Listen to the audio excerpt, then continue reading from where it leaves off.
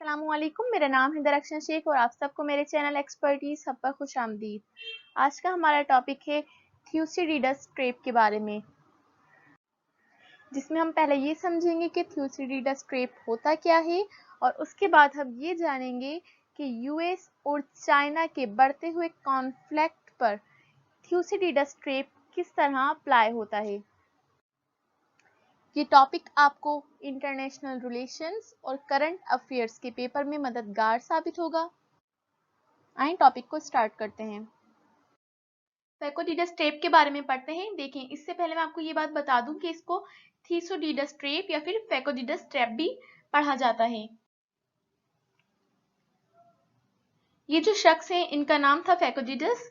ये ग्रीक के एक हिस्टोरियन थे, वॉर जर्नल थे और उसके अलावा ये एक फिलोसोफर भी थे। उस दौरान जो ज्यादातर फिलोसफर्स होते थे वो जस्ट हिस्ट्री को एक्सप्लेन किया करते थे, कि पास्ट इवेंट्स को एक्सप्लेन किया करते थे, जस्ट उनके पीछे के काजेस या फिर कोई थ्योरीज देना उनका मकसद नहीं होता था। लेकिन फैकोडिडस जो थे वो एक ऐसे फिलोसफर थे जिन्होंने हिस्ट्री को एक्सप्लेन करने के साथ साथ ये भी बताया कि इसके पीछे काजेस क्या थी और एक अपनी थ्योरी भी दी, जिसको हम फैकोडिडस ट्रेप के नाम से जानते हैं। और रियलिज्म का आगाज भी इसी के साथ साथ होता है। हम ये कह सकते हैं कि ये वो फर्स्ट थ्योरी थी, ये वो फर्स्ट कॉन्सेप्ट था जिसके जरिए हम रियलिज्म को अच्छे से पढ़ सकते हैं या फिर समझ सकते हैं। फैकोडिडस का सबसे प्रोमिनेंट वर्क जो था वो था उनकी बुक, जो कि उन्होंने पेलोपोनेशियन वॉर के लिए पब्लिश की थी। देखें, इस वॉर के अंदर फैकोडिडस जो थे वो खुद शामिल थे और खुद एज अ जर्नल लड़ रहे थे। लेकिन जब वॉर खत्म हो जाती है तो उसके बाद ये अपना काम स्टार्ट करते हैं और एक बुक पब्लिश करते हैं जिसको हम जानते हैं the history of Peloponnesian war के नाम से। इस बुक के दो हिस्से हैं। एक हिस्से में उन्होंने हिस्ट्री के मुतालिक बताया है कि इस वॉर में क्या क्या हुआ, और दूसरे पार्ट में इन्होंने इस बात को एक्सप्लेन किया है कि किस तरीके से ये वॉर स्टार्ट हुई, इसके काजेस क्या थे, इसके जो कॉन्सिक्वेंसेस थे, उसके पीछे क्या रीजंस थे। अब अगर हम बात करें पेलोपोनेशियन वॉर की, तो ये ग्रीस में हुई थी। पेलोपोनेशियन जो है वो एक पेनिनसुला है और ग्रीस में ये वॉर हुई थी between the Athens and Sparta. Greece जो था उस टाइम वो छोटे छोटे स्टेट्स में मुश्तमिल था, मतलब उस टाइम जो स्टेट का कॉन्सेप्ट था वो मॉडर्न स्टेट वाला नहीं था। जस्ट छोटे छोटे एक इलाके होते थे जिन पे मुख्तलिफ लोग रूल करते थे, और उसी टाइम दो मेन जो बड़े स्टेट्स थे वो थे एथेंस और स्पार्टा। इन दोनों के दरमियान लड़ाई होती है जिसे हम कहते हैं पेलोपोनेशियन वॉर्स। ये थ्यूसिडिडस का एक बहुत मशहूर कोटेशन है जिसमें ये कहते हैं कि history is philosophy teaching bye examples. चलिए अब इसको मजीद जानने के लिए हम देखते हैं पेलोपोनेशियन वॉर में असल में हुआ क्या था। देखिए, पेलोपोनेशियन वॉर में का जब हम जिक्र करते हैं तो हम ग्रीस के मुतालिक जान लेना जरूरी है कि यहाँ पर बहुत छोटी छोटी जो थी वो स्टेट्स थी, जैसे मैंने आपको बताया, और उनको हम सिटी स्टेट्स कहते हैं। वो मॉडर्न स्टेट्स की तरह नहीं थी। और जो दो मेन पावर थी वो खिलाती, एक थी एथेंस और दूसरी थी स्पार्टा। एथेंस जो थी उनके पास नेवल पावर बहुत ज्यादा थी, और स्पार्टा जो थी वो उनके पास लैंड पावर थी, मतलब उनका लैंड के ऊपर यानी कि जमीन के ऊपर राज था। और जो एथेंस थी उनका नेवल सुपरमेसी थी, उनके पास नेवल सुपरमेसी थी। लेकिन जब इनके दरमियान वॉर होती है तो क्या होता है कि एथेंस हार जाते हैं और स्पार्टा जो होते हैं वो जीत जाते हैं। साथ ही क्या होता है कि यहाँ से जब स्पार्टा जीत जाता है तो यहाँ से मैसेडोनिया उसके ऊपर अटैक कर लेता है। और क्या होता है कि पहले जो ग्रीस के अंदर दो पावर्स रूल कर रही थी वो दोनों ही हार जाती हैं, और तीसरा एक्टर इस जगह पर काबिज हो जाता है। इस वॉर में थीसोडिडस जो थे वो खुद एथेंस की तरफ से पार्ट ले रहे थे, लेकिन बाद में ये रिटायर्ड हो गए थे, तो ये अपनी बुक लिखना इन्होंने स्टार्ट कर दी थी, जिसमें इन्होंने बताया था कि वो क्या काजेस थे जिसकी वजह से एथेंस और स्पार्टा दोनों को ही शिकस्त हुई, और वो क्या काजेस थे जिसकी वजह से एथेंस और स्पार्टा आपस में लड़े। देखें, अगर इस सारी कंडीशन को हम जांचें और इस सारी कंडीशन को हम आईआर के पर्सपेक्टिव में देखें तो हम देखते हैं कि इस दौरान ग्रीस में दो पावर थी। एथेंस और स्पार्टा मीन्स हम क्या समझे कि बाइपोलर सिस्टम चल रहा था। वो जगह जहाँ पर दो सुपर पावर हो तो हम उससे क्या कहते हैं, बाइपोलर सिस्टम। लेकिन जब एथेंस हार जाते हैं और स्पार्टा रूल करने लगती है तो क्या हो जाता है, unipolar system. Means Peloponnesian war ने बाइपोलर सिस्टम को यूनिपोलर सिस्टम में ट्रांसफर कर दिया।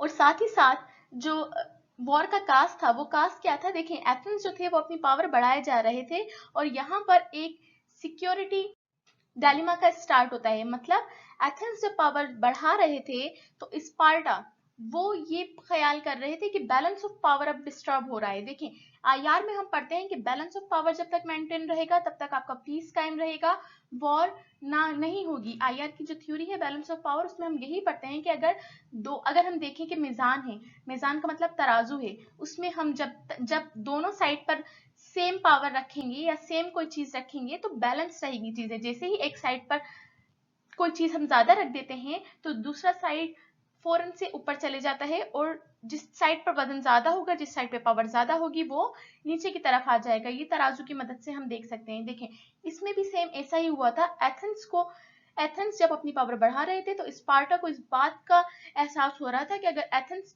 हमसे सुपीरियर हो गए तो हम लोग अपनी पावर खो देंगे। यही मेन काज था यहाँ पे पेलोपोनेशियन वॉर के स्टार्ट होने का।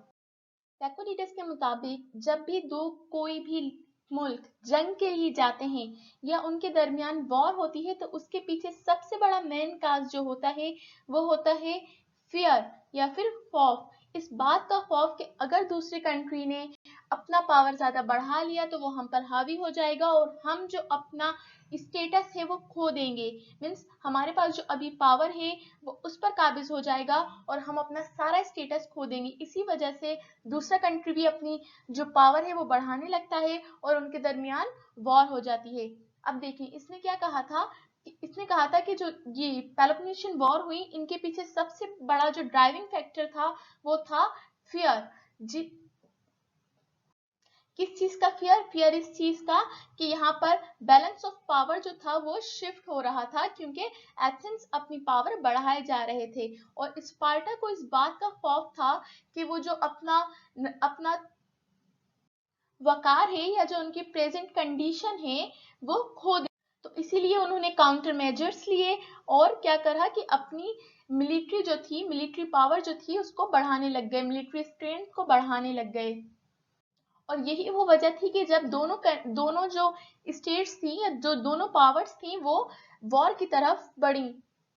अब हम प्रेजेंट कंडीशन में अगर बात करें तो यही फियर है जिसकी वजह से दो कंट्रीज वॉर करती हैं या फिर दो से ज्यादा कंट्रीज जो है वो वॉर की तरफ आती हैं। लेकिन बैलेंस ऑफ पावर का मतलब ये नहीं है कि सिर्फ दो ही कंट्रीज हो और उनके दरमियान बैलेंस ऑफ पावर हो। जितनी भी कंट्रीज हैं अगर उनके दरमियान बैलेंस ऑफ पावर रहेगा आईआर की थ्योरी के मुताबिक तो वहां पर पीस रहेगा, वॉर नहीं होगी। जैसे ही बैलेंस ऑफ पावर शिफ्ट होने लगता है या फिर कोई एक कंट्री अपनी पावर को बढ़ाने लगती है तो वहां पर फिर चांसेस ऑफ वॉर बढ़ जाते हैं।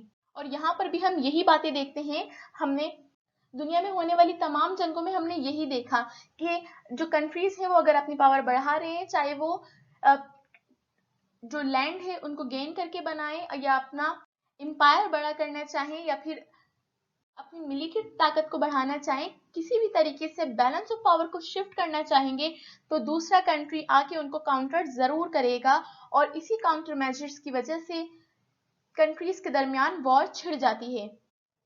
अभी मैं आगे चल के आपको बताऊंगी कि इस थैकोडिडस ट्रेप को हम किस तरह यूएस और चाइना के साथ एसोसिएट कर सकते हैं।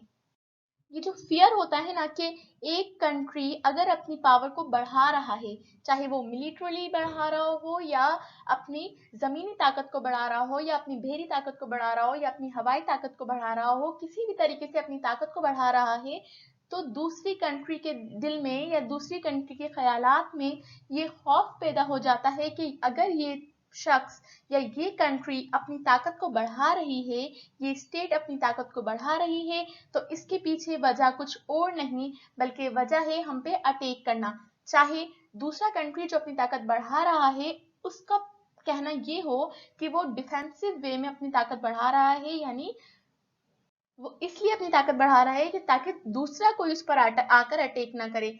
लेकिन वो कंट्री जो खौफ में मुब्तला है उसका कहना ये होता है कि जब एक जगह बैलेंस ऑफ पावर है तो फिर आप अपनी पावर बढ़ा क्यों रहे हैं। इसके पीछे यही वजह है कि आप अब हम पर अटैक करने वाले हैं, और यही सबसे बड़ा ड्राइविंग फैक्टर है जो वॉर की तरफ लेके जाता है। साइकोडिडस ने इस बात को ऐसे एक्सप्लेन किया कि देखें, जब बैलेंस ऑफ पावर शिफ्ट हो रहा होगा तो क्या होगा कि वो स्टेट जिसके डिसफेवर में ये बैलेंस ऑफ पावर शिफ्ट हो रहा है, यानी एक स्टेट जो अपनी पावर बढ़ा रही है लेकिन दूसरी स्टेट जो पहले उसी के बराबर थी लेकिन अब पहली स्टेट की पावर बढ़ाने की वजह से वो अपने आप को इंफीरियर महसूस करने लगी है, तो वो चाहेगी कि इस सिचुएशन को कंट्रोल किया जाए। और कंट्रोल करने के लिए उसके पास क्या ऑप्शन है। देखें, ऐसा तो होगा नहीं कि वो अपनी पावर को और डिक्रीज करने लग जाएगी। वो क्या चाहेगी कि मैं जिस पोजीशन में मौजूद थी उस पोजीशन से आगे बढ़ूं, ना कि वो ये चाहेगी कि जो एक स्टेट अपनी पावर बढ़ा रही है मैं उसको स्पेस दे दूं और खुद उससे और कमतर होती जाऊं। वो उसके पास एक ही ऑप्शन बच जाता है, और वो क्या होता है कि वो अपनी जो स्ट्रेंथ है उसको इंक्रीज करती रहे। और इस इंक्रीज करने की वजह से क्या होता है कि उस स्टेट के पावर इंक्रीज करने को दूसरी स्टेट क्या समझती है कि ये इसका ऑफेंसिव नेचर है। मतलब वो जो पावर इंक्रीज कर रही है वो इसलिए कर रही है कि दूसरा स्टेट जो उससे ज्यादा पावरफुल है वो उस पर अटैक ना कर दे, वो डिफेंसिव है। लेकिन दूसरी जो स्टेट्स हैं वो क्या समझ रही हैं कि ये इसका पावर इंक्रीज करना ऑफेंसिव है। लिहाजा इसी तरह दोनों साइड्स अपनी पावर इंक्रीज करती रहती हैं, और नतीजा क्या निकलता है। नतीजा होता है कॉन्फ्लिक्ट, जंग, लड़ाई और अमन का खात्मा। अब देखें, थैकोडिडस ने इस बात को बहुत अच्छे तरीके से एक्सप्लेन किया है कि जब भी वॉर होती है या फिर कंट्रीज के दरमियान कॉन्फ्लिक्ट होता है तो इंटरनेशनल पॉलिटिक्स में कभी भी जो इंडिविजुअल होता है ना वो जिम्मेदार नहीं होता है। बहुत सी बार हम देखते हैं कि हम कहा जाता है कि किसी लीडर की वजह से ये कॉन्फ्लिक्ट हुआ, या किसी एक शख्स की पॉलिसीज की वजह से ये कॉन्फ्लिक्ट हुआ या ये जंग हुई। लेकिन फैकोडिडस के तहत ये इंडिविजुअल्स का एक्शन नहीं होता है, बल्कि यहाँ पे लॉज ऑफ हिस्ट्री जो है वो इन्वॉल्व होती है। मतलब कोई भी इंडिविजुअल जो है वो इंटरनेशनल पॉलिटिक्स को या फिर स्टेट को रन नहीं कर सकता। उसके पीछे बहुत ज्यादा हिस्ट्री मौजूद होती है, बहुत से कॉन्फ्लिक्ट्स मौजूद होते हैं, बहुत से रीजंस मौजूद होते हैं। अब आते हैं हम प्रेजेंट सिनेरियो की तरफ। किस तरह जो थ्यूसिडिडस ट्रैप है वो प्रेजेंट वर्ल्ड पर हम इम्प्लाई कर रहे हैं। देखें, प्रेसिडेंट जी जिनपिंग ने 2013 में ये बात कही थी कि हम तमाम लोगों को मिलकर काम करना चाहिए ताकि हम थ्यूसिडिडस ट्रैप से बच सकें। मतलब अगर कॉपरेशन होगी, अगर तमाम कंट्रीज इस बात पर राजी होंगे कि हमें कॉपरेशन में काम करना है तो कोई फियर डेवलप नहीं होगा, और जब कोई फियर डेवलप नहीं होगा तो थ्यूसिडिडस ट्रैप से भी हम अवॉइड कर सकेंगे, हम वॉर की तरफ नहीं जा सकेंगे। देखिए, अभी जो चाइना और यूएस के प्रेजेंट रिलेशन चल रहे हैं, इनके रहते वर्ल्ड वॉर 3 की प्रिडिक्शंस की जा रही हैं। जिस तरह यूएस को फियर है चाइना के राइस से, और थ्यूसिडिडस ट्रैप जो है वो भी इसी बात को प्रिडिक्ट करता है कि अगर एक कंट्री को फियर होता है दूसरे कंट्री के राइस से तो फिर होती है वॉर। प्रेसिडेंट जी जिनपिंग के बाद बात करते हैं थ्यूसिडिडस ट्रैप की करंट सिनेरियो में ग्रैम एलिसन जो है वो उन्होंने एक बुक पब्लिश की है, एक बुक लिखी है जिसमें उन्होंने कहा है कि क्या अमेरिका और चाइना एस्केप कर सकते हैं थ्यूसिडिडस ट्रैप से। मतलब क्या थ्यूसिडिडस ट्रैप से बच के निकल सकते हैं। इस बुक में जो उन्होंने बातें की हैं उसमें उन्होंने बताया है कि तकरीबन 16 मरतबा हिस्ट्री में ऐसा हुआ है कि पावर्स को एक दूसरे से थ्रेड मिला है। मतलब अगर एक कोई राइजिंग पावर है तो वो दूसरी पावर को थ्रेड दे रही थी, या फिर फीलिंग ऑफ फियर है वो राइज हो रहा, जिनमें से तकरीबन 12 जो थे उनके दरमियान जंग हो गई लेकिन 4 के दरमियान नहीं हुई। अगर हम बात करते हैं करंट सिनेरियो की, तो हम देखते हैं कि चाइना का राइज होना, चाइना का दुनिया में उभर कर आना, या चाइना की मिलिट्री पावर का स्ट्रोंग होना, चाइना का इकोनॉमिकली स्ट्रोंग होना यूएस के लिए काबिले बर्दाश्त नहीं है। यूएस चाहता है कि उसकी डोमिनेंसी जो है वो बरकरार रहे और वो इस दुनिया में वाहिद हेजमोनिक पावर के तौर पर रहे। लेकिन हम देखते हैं कि जब चाइना राइज कर रहा है, तो चाइना साथ साथ अपनी जो कंट्रीज हैं उनको भी राइज की तरफ लेकर जा रहा है। और यूएस के लिए ये ग्लोबल शिफ्ट जो है वो बहुत बड़ा थ्रेट है, या आप समझ लें कि फियर है। यहाँ पर ये वही फियर है जिसकी बात थ्यूसिडिडस ने की थी पहले, कि जब एक कंट्री राइज कर रहा होगा तो दूसरी कंट्री को इस बात की फिक्र होगी, इस बात का खौफ होगा कि कहीं वो उसको आके ऑल्टर ना कर दे। सेम यही कंडीशन अभी यूएसए के साथ चल रही है। तो हमने देखा कि यूएसए ने चाइना के साथ ट्रेड वॉर का आगाज किया, और जिसके तहत उसने चाइना के इंपोर्ट्स पर पाबंदी लगा दी और उस टैरिफ्स को बढ़ा दिया गया। जब हमने कोविड-19 की बात की, तो तब भी यूएस से वो पहला कंट्री था जिसने इल्जाम लगाया चाइना के ऊपर कि आपकी वजह से ये जो डिजीज है ये फैली है। और साथ ही साथ हम देख रहे हैं कि चाइना जो है वो साउथ चाइना सी में अपनी प्रेजेंस को बढ़ा रहा है, क्योंकि चाइना को तो पूरा क्लेम ही साउथ चाइना सी पर है।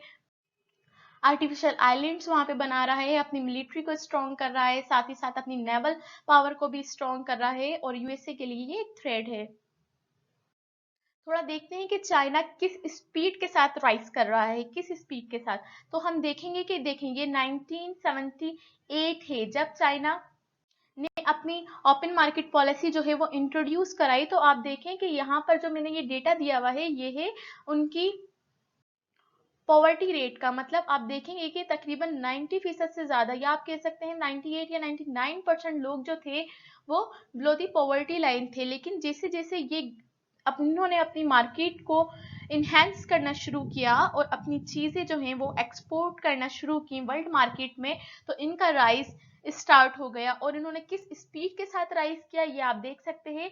ये 2014 तक जो है वो तकरीबन 9% थे, और कहा जाता है कि अब चाइना अमेरिका को डिफीट कर देगा। ये देखें 2017 तक का डेटा है यहाँ पर। तो यहाँ पर हम देखेंगे कि तकरीबन 5% से कम रह गई है इनकी पॉवर्टी रेट। देखिए उसी डेटा को यहाँ पर और एक्सप्लोर किया हुआ है। इसमें क्या दिखाया गया है कि 1978 में तकरीबन 90% जो था पॉपुलेशन जो थी वो एक्सट्रीम पॉवर्टी लाइन में थी चाइना की। लेकिन 2014 आते आते 99% जो पॉपुलेशन थी उनकी वो इस पॉवर्टी लाइन से निकल चुकी थी। इस डेटा के तहत हम देखते हैं कि चाइना किस तरह राइज हो रहा है, किस तरह वो यूएसए को पहले बैलेंस करता है और फिर यूएसए से आगे निकल जाने की प्लानिंग कर रहा है। देखें ये जो डेटा है ये सारा आईएमएफ का है, और इसके तहत हम देखते हैं कि 2004 में चाइना की जो जीडीपी थी वो तकरीबन 5,760 बिलियन डॉलर थी। उसी के बरक्स तो जो यूएस की जीडीपी थी वो तकरीबन 12,275 बिलियन डॉलर थी। अब आप देखें ये तकरीबन हाफ से भी ज्यादा है। लेकिन 2014 आते आते चाइना ने तकरीबन यूएस के बराबर ही अपनी जो जीडीपी है वो कर ली थी। देखें 14 आते आते जो चाइना की जीडीपी थी वो 18,228 थी। लेकिन उसके बरक्स यूएसए की जीडीपी 17,393 बिलियन डॉलर थी। और साथ ही ये भी प्रिडिक्ट किया जा रहा है कि अगर ये ग्रोथ इसी तरह चलती रही तो क्या होगा, 2024 आते आते चाइना की जीडीपी जो है वो 35,596 बिलियन डॉलर तक पहुंच जाएगी, जबकि यूएसए की जीडीपी जो है वो 25,093 बिलियन डॉलर तक पहुंचेगी। अब देखें, अब अगर ऐसा हो जाता है तो क्या होगा कि जो चाइना है वो डोमिनेंट हो जाएगा और चाइना की जीडीपी ज्यादा हो जाएगी यूएसए से। यही वो फियर है जो यूएस को परेशान कर रहा है। साथ ही साथ अगर आप देखेंगे तो एक तरीके की कोल्ड वार जो है वो इनके दरमियान स्टार्ट भी हो चुकी है, जैसे इनकी ट्रेड वॉर, फिर यूएसए ने अपनी नेवल आर्टिलरी भेजी है अभी रिसेंटली साउथ चाइना सी में, इस बात को बताने के लिए कि जो साउथ चाइना सी है उसमें फ्रीडम ऑफ नेविगेशन जो है वो सबके लिए है, जबकि यहाँ पर चाइना जो है वो अपना क्लेम कर रहा है। साथ ही साथ अगर हम देखते हैं तो अभी बहुत ज़्यादा न्यूज़ में है कि चाइना ने ईरान के साथ $400 बिलियन की जो डील है वो साइन करने के लिए प्रपोज की थी 2016 में, और न्यूयॉर्क टाइम की तहत ही इस बात का हमें पता चला है। तो मीन्स जहां यूएसए जो है वो ईरान के ऊपर पाबंदियां लगा रहा है, वहां वहां चाइना जाता है और ईरान को एक पूरा का पूरा फ्यूचर प्लेन जो है वो प्लेट में रख के दे रहा है। इसी तरीके के बहुत से कॉन्फ्लिक्ट्स पर बहुत से काउंटर मेजर्स आप दोनों ही साइड्स पर देखेंगे। अब मसला ये है कि ये कोल्ड वॉर जो है ये हॉट वॉर में चेंज ना हो, जैसे उस बुक में प्रिडिक्ट किया गया है कि थर्ड वर्ल्ड वॉर हो सकती है, और ये भी बताया गया है या तो ताइवान से स्टार्ट हो जाएगी या फिर नॉर्थ कोरिया से स्टार्ट हो जाएगी। तो वर्ल्ड पावर को इस बारे में सोचना चाहिए, और तमाम जो वर्ल्ड कंट्रीज हैं उनको इस बारे में सोचना बहुत ज़रूरी है, ताकि इन दोनों के दरमियान बैलेंस बनाया जाए, या बैलेंस ना बनाया जाए तो कॉन्फिडेंस मैचेस कायम किए जाएं, ताकि ये दोनों वॉर की तरफ ना जाएं, क्योंकि अगर ये दोनों वॉर की तरफ जाते हैं तो थर्ड वर्ल्ड वॉर होना लाजिम है। चाइना इस बात का क्लेम बहुत अरसे से करता आ रहा है कि उसका राइज होना ऑफेंसिव नहीं है, वो वर्ल्ड कॉपरेशन की बात करता है, और इस इनिशिएटिव को वो बेल्ट रोड इनिशिएटिव के तहत भी प्रूफ कर रहा है। अब बात रही यूएसए की, तो यूएसए को भी चाहिए कि वो दोनों एक दूसरे को समझें और इस दुनिया को थर्ड वर्ल्ड वॉर से बचाएं। इस वीडियो को देखने का बहुत शुक्रिया। अगर आपको ये वीडियो पसंद आई है और आपको इस वीडियो से मुफीद मालूमात हासिल हुई है तो इस वीडियो को लाइक कीजिए, चैनल को सब्सक्राइब कीजिए। दुआ में याद रखिए, अपना बहुत ख्याल रखिए और मुल्क से वफादार रहिए। अल्लाह हाफिज़।